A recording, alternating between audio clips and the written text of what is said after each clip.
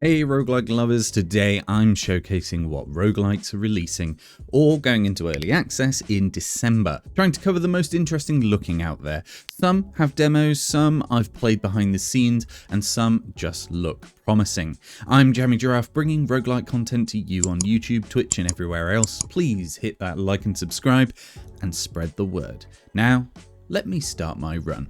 So first up in December, we have Runewood 100 Nights, releasing on the 1st of December. If you like deck builders and a cozy kind of survival vibe, Runewood is something to watch. It's a card-driven roguelike with auto-battler mechanics set in a forest where you are a legend trying to survive 100 nights. Expect randomized runs, magic, trading and survival tension, a calm but strategic take. I'm liking the idea of a more survival-style twist on the deck builder genre. Also releasing on the 1st of December is Solo Chess, with an interesting choice of aesthetic and vibe. This is a twist on chess, ideal if you enjoy thinking moves ahead, but also like randomness creeping in. Think cozy, kind of slow burn strategy with roguelike unpredictability. You play on a 3x3 grid, playing cards to trigger various effects based on the pieces that you play. There's many different combinations, and it has an interesting vibe to it. I'm unsure why they went with this aesthetic, but hey, if you're into chess, give it a shot. The next one looks quite interesting to me, and this is releasing on the 4th of December. It's Toy Smash Kaboom, which, having played the demo, is way deeper than it looks. It is a playful auto battler where you build a toy army by managing a backpack or toy box, organizing them in particular patterns in order to get synergies, of which there are way more than you expect. You can also combine them to increase their ability further. There are items, traps, magic and weapons, and the toys then traverse the tabletop to attack your opponent. It's chaotic, but way more complex than you expect. One to definitely watch, but I highly recommend go and play the demo for an hour and see what you think. Another one for the 4th is Let It Die Inferno, the sequel to Let It Die, but taken in a slightly different direction, and it looks really interesting. It's a roguelike survivor extraction kind of game where you scavenge splithium in the brutal depths of Hellgate. No, not spliffium. You need to scavenge and use melee abilities to defeat enemies and survive, both AI and players, bringing back gear to craft. If you die, your spine is returned to be made into another raider of sorts. It looks mad and bizarre and obviously has a lot of a Japanese vibe to it, but it's intriguing. Disclaimer with this one though is that you can pre-order, and it states that it uses AI for background signboard textures, records, illustrations, infocast videos, voices and music. Now, if you're somebody that is dead against AI, just giving that disclaimer out there. This could be great, or it might be a flop. Watch carefully for this one. Anyone who played the first one, please drop in the comments your thoughts about this one. Plus, if you've got this far, please consider hitting that like and subscribe button. I'd love to hit 3,000 subs this year. I started the year with a target of 1,000. Up next is Night Swarm, another that is releasing on the 4th. I'm unsure what it is about the 4th of December, but there's a lot releasing then. Night Swarm is very obviously inspired by Vampire Survivors. However, they've taken it in an interesting direction. Your characters are essentially pieces that you'd see on a D&D table. You also have your home hub, the castle, where you can upgrade, shop, meta progress essentially. And they've chosen to go level by level selection with bosses at the end.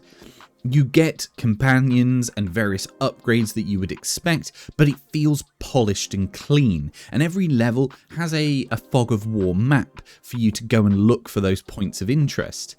Check this one out, there's a demo already. I'm actually really looking forward to this one. I think it could be something special. I feel I have to say as well, because I did with the last one, they do mention that they use some AI voiceover. Yet another coming to the 4th of December though is Pirate Outlaws 2 Heritage, the sequel to the original from 2019, which was a notoriously difficult card game or deck builder. Having been able to play this early, I can say it is very lean, with breezy visuals and a vibe that feels a little lighter than many other roguelike deck builders. You can collect 3 of the same card and then evolve them across different paths of the tree.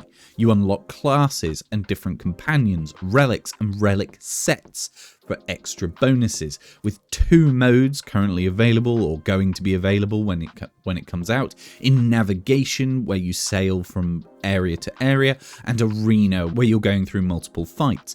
This could be great, and it's definitely in the running for the most anticipated roguelike for me next month, but it's worth noting this will only be in early access. Another hitting early access is High Fructose on the 8th of December, which the devs describe as Ghost Runner meets Fruit Ninja.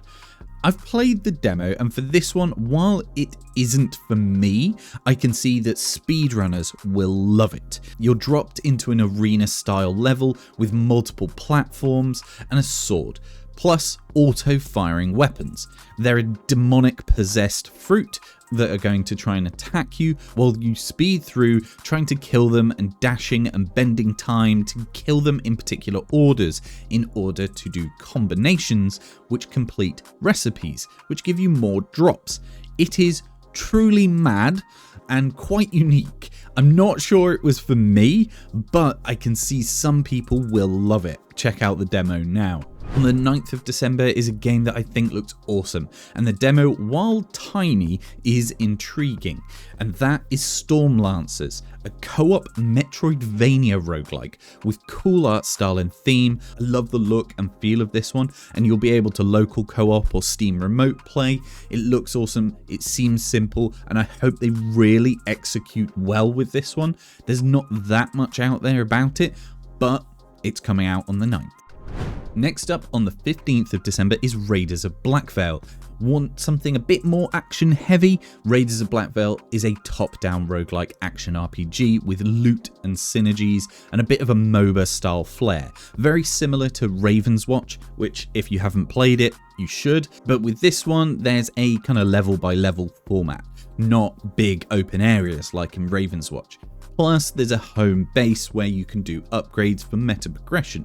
You choose a champion, grab loot, build synergies, and see how far you can make it. Great for players who love replayability, action, and loot progression, plus playing with friends. Then moving on to the 16th of December, you have Out of Time, a game that I also played early, a third-person auto-shooter roguelike, kind of Vampire Survivors but in third person, with co-op potential. A strong focus on loot and armor sets and build variety. I enjoyed the small time I played in it, but it needed work. It felt skin deep to me, but hopefully it's gone to the next level. If you want to end December with co-op firefights and gear-driven runs, this might be your jam. To finish up, I want to give a quick shout out to a few games that say December but don't have an actual official date, and one of those is massive, Streets of Rogue 2, which if it comes out will jump to the top of my most anticipated roguelikes of December. Streets of Rogue 1 was a fantastic game, and I just feel like Streets of Rogue 2 is just going to take it to the next level. Another one is Barely Brave, a game I played early and has a lot of charm as a deck builder, as a bear fighting for his spot on the toy shelf. And lastly, there's Rogue Jack 21, a blackjack roguelike inspired by Balatro. However, I have my eye on a competitor to this one called Blackjacket, but that doesn't come out till 2026.